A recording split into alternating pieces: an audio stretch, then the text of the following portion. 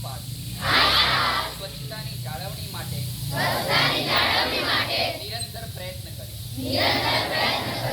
દર અઠવાડિયે 2 કલાક માહિતી અને કામગીરીમાં રોકાઈ સેવા કાર્ય કરીશ. હું ગંદકી ન કરવાની કસમ ખાઉં છું અને આવા વ્યવહારો માટે અન્ય લોકોને પણ પ્રોત્સાહિત કરીશ. હું સૌથી પહેલા પોતેથી શરૂ કરીશ. મારા પરિવાર, મારો પાડોશ અને મારી કાર્યસ્થળમાં સ્વચ્છતા પ્રચાર કરીશ.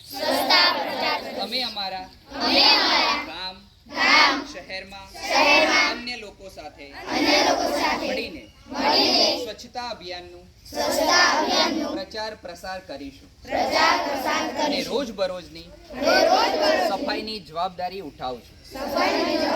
હું આ શપથ સતત રાખીશ અને અન્ય 100 વ્યક્તિઓને અને સ્વસ્થ સમુદાય બને. જય હિન્દ.